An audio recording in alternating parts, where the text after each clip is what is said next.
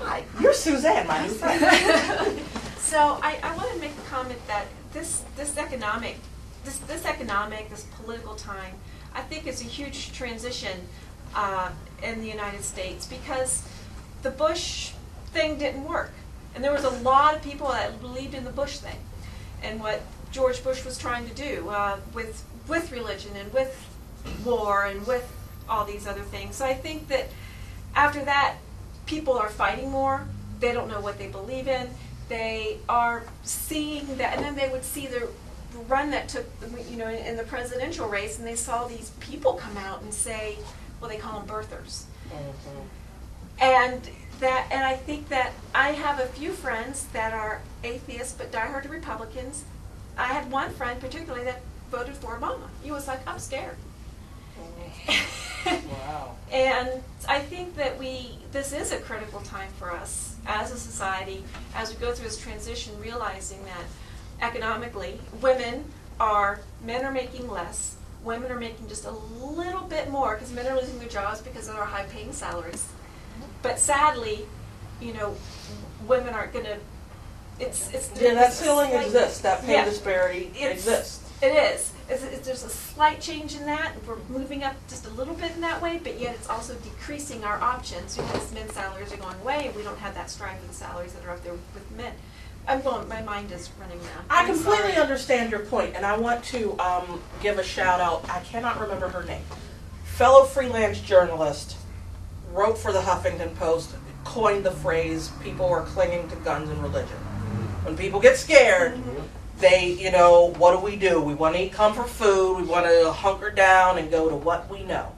And this is a scary time. This is a scary time. I argue we're scared of the wrong thing. I don't like the word scared, but I'm, grant me a little poetic license here. Our kids can't compete. Our kids can't compete. They get to write, because Jesus said so, on tests about how the world came to be. And they at least get partial credit in a lot of places. A lot of science teachers give them full credit because they agree. Yeah. And then I am not trying to sound xenophobic here.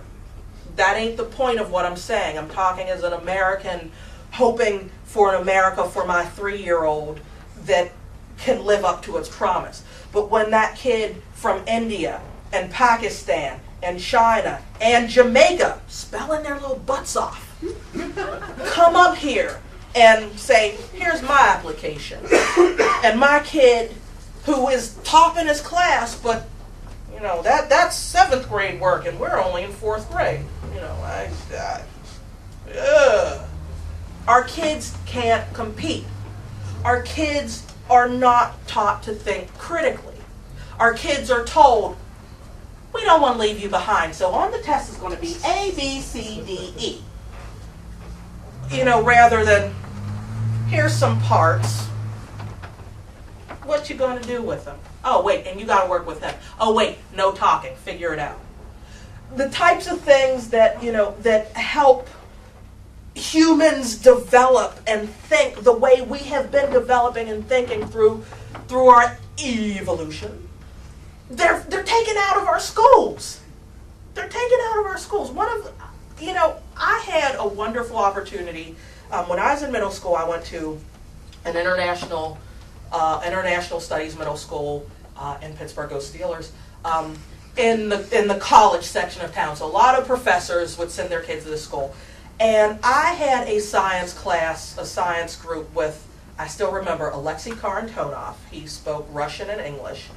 Natalia Salas, who spoke Spanish and was getting good at English. There was me, and then there were twins, the Tron twins. I don't remember which twin it was. It was Duan or it was Tron. I don't remember. It was one of them. So we had pidgin English sort of between us, but the kid from Vietnam spoke no English. The Russian kid spoke good English. I was really good at English. Natalia kind of, could gesture. We got But like our group rocked and we kicked butt in a science lab where we really couldn't talk. We just sort of had to figure out how to work together. And for somebody who loves to talk like I do, that was a great lesson, because what it did is it showed me how to sort of find that groove, that collective thing that people who are doing the same thing can get into. Whereas a lot of other groups who were like, well, we don't speak none of that language, or, you know, they're in our country, like, why don't they talk like us? You know, the groups that were all arguing about that never got to the damn projects. So, like, we totally rocked and rolled that way. And I wish that more of us would give those opportunities to our kids. And what we need to do is, if they're not getting them in schools, we need to bring them to science clubs that we start. We need to say, hey, it's Darwin's birthday, let's have a party. Who was Charles Darwin? Do you know, little Susie?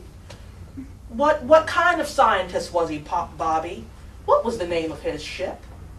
You know, we need, and okay, Suzanne, I'm going to point at you. Every religious baby is in a crib under what? What's on the wall? Here's the crib. What's on the wall? There you go. I don't have a picture of Carl Sagan up. I should. I will when I go home. They are training them from in utero. You know, they're welcome, baby, to the world. The Lord has blessed thee with. They're trained from in utero. We wait till they're at the age of reason and they've had a whole lot of indoctrination before we even say, well, you know, you're going to make up your own mind. No. Science in this house, honey. That's the way it is. So we have time for one last thing. So I thought I would ask you as a challenge. So if we have 90 seconds for what can or should the humanist, secular, atheist movement or organizations like this one do to be more welcoming, more more friendly, to bring in more members of the the community of women and people of color? Ding! 90 seconds starts now. All right. Okay.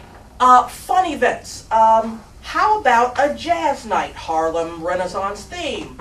You know, while there's music going on, hey, did you know that a lot of these people were atheists back then? Blah, blah, blah, blah. Oh, hey, Miles Davis tune. I like Miles Davis.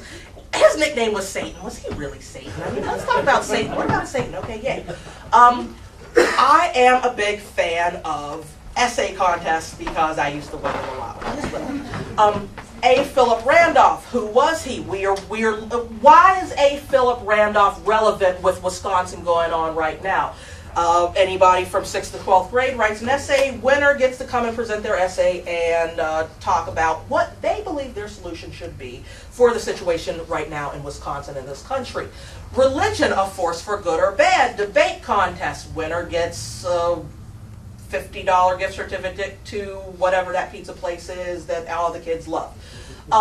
Bring them in. Show up in person to the school. Say, hi, I'm from the Harvard Humanist Chaplaincy. Fill in the name of your organization. And we are looking to do something. What do your kids need here? Huh? You know, can you give us some ideas? Would you be interested in partnering with us for a science fair? Charles Richard Drew Science Fair, Black History Month. I know I said February, but it's just because I'm old. 10 seconds. And finally, I think that you need to give everybody you see one of your pins, whether they want it or not. Here you go. Jamila Bey.